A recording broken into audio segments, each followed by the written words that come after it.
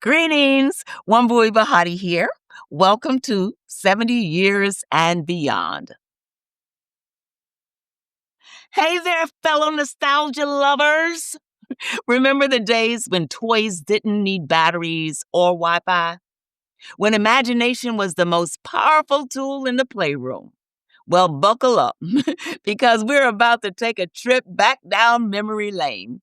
Today, we're exploring toys and games from the 1950s and 1960s.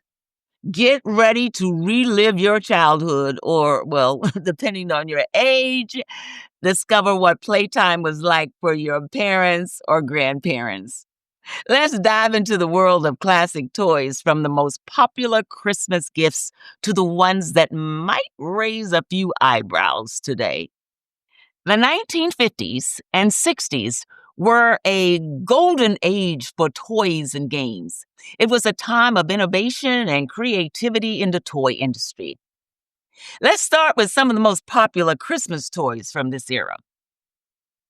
In the 1950s, one toy stood out above the rest. And that toy? Mr. Potato Head. Introduced in 1952, this spectacular toy allowed kids to create endless facial expressions using those little punch-in lips and had the little ears. Because I had a Mr. Potato Head. I had a Mrs. Potato Head, too. And I never would have thought it was that popular. I liked Mr. Potato Head, but I was not impressed with it because I just found it difficult to put those little things into the potatoes, and I was not fascinated with Mr. Potato Head, so I was surprised to find out that it was as popular as it was. Fun fact, Mr. Potato Head was the first toy advertised on television. Moving into the 60s, we can't forget the iconic Easy Bake Oven. Launched in 1963. Now, in 1963, I was already 13 years old, but I was hearing about this Easy Bake Oven. I was not a candidate for this oven because I was considered too old, but I could not wait to go visit a relative or friend who had a younger sister who had this Easy Bake Oven. And then at 13, I would just be over there playing with them because I was so fascinated with the fact that it let kids bake real cakes using a light bulb for heat.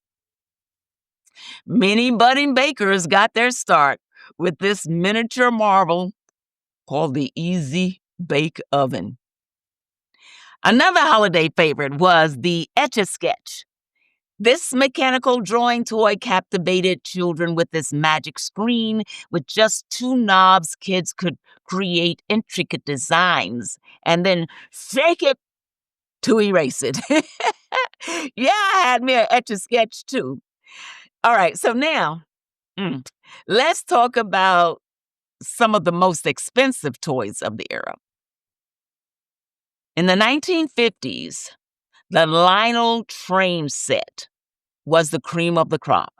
These detailed model trains cost as much as a month's rent back in those days, and they were often passed down through generations as family heirlooms.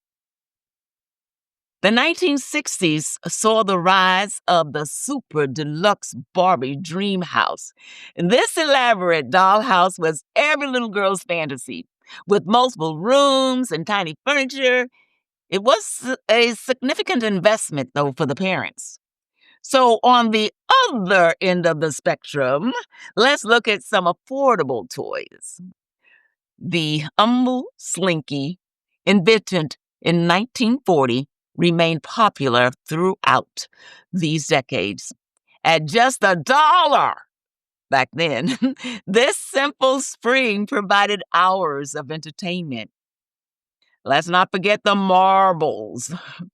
Marbles were another inexpensive playtime staple. My brothers had lots of marbles, and kids would trade, collect, compete with these colorful little glass balls.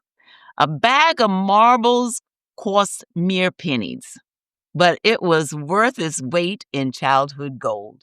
Now, Let's address the elephant in the room, the dangerous toys. Looking back, some of these playthings might make modern parents cringe. The first one that comes to mind is the Gilbert U 238 Atomic Energy Lab. Released in 1951. Are you ready? It included real uranium ore. Yes, you heard me right. Real uranium ore. Thankfully, this potentially radioactive toy was quickly pulled from the shelves. In the 1960s, we had the swing wing. Now, I never owned a swing wing. This toy consisted of a plastic hoop attached to a headband with a metal chain, and kids would swing their heads to make the hoop rotate. Unsurprisingly, it led to many headaches and many neck injuries. Now, I do remember the lawn darts, also called jarts, was another hazardous hit. Large weighted darts were thrown into the air, aiming for a target over there or somewhere on the ground. Now, you can imagine the potential dangers of a sharp, very sharp, it's a dart, sharp, heavy object flying through the air to land who knows where. Oh, who thought of these things? Who thought that was going to be a good idea? But it wasn't all danger and excitement. Many beloved toys from this era are still popular today. For instance, Lego bricks, introduced in the 1950s, continue to captivate children's imaginations today. Frisbees, which gained popularity in the 1960s, are still a staple in parks everywhere. Board games also saw a boom during this period. Classics like Clue, Risk, and The Game of Life were all products of the 1950s and 1960s. And these games brought families together and are still enjoyed today. One can't discuss the 1960s toys, though, without mentioning G.I. Joe. Launched in 1964, it revolutionized the toy industry by coining the term action figure. It proved that boys would indeed play with dolls, as long as you didn't call them dolls. The 1960s also gave us the Super Ball, and this incredibly bouncy ball could reach great heights when dropped. It was so popular that over 20 million were sold in the very first year alone. Let's not forget the artistic toys of the era.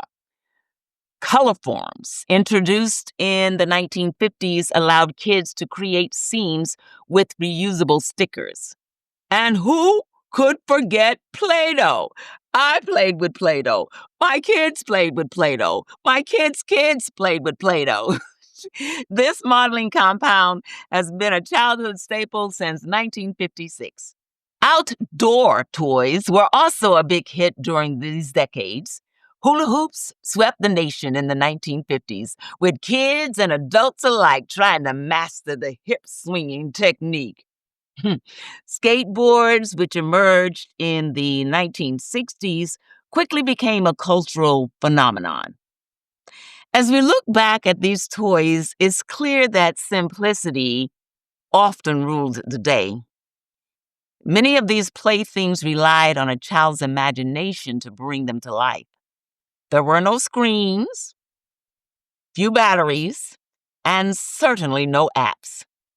Yet children found endless ways to entertain themselves.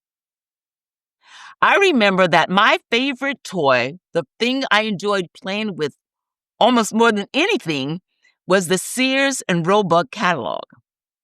I'd get the old catalog and I'd cut out the people, cut out the furniture and appliances that Sears featured in their catalogs of that day.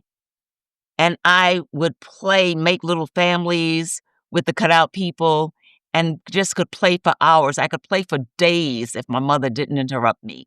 That was my favorite thing to play with as a child when I was growing up. It's fascinating to see how some of these toys from the 50s and 60s have evolved over time. Barbie, for instance, has gone from a single doll to a diverse line representing various body types and races. Lego has expanded from a simple brick to elaborate themed sets and even video games. But the core appeal of many of these toys remains the same. They encouraged creativity, social interaction, and good old-fashioned fun. In an age of digital entertainment, there's something special about these tangible, hands-on playthings. As we wrap up our nostalgic journey through the toys of the 50s and 60s, what memories did it bring back for you? Did you own any of these classic toys? Or perhaps your parents have told you stories about their favorite childhood playthings. Share your thoughts and memories in the comments below. If you enjoyed this trip down memory lane, don't forget to like this video and subscribe to our channel for more nostalgic memories. Until next time, keep playing and stay young at heart.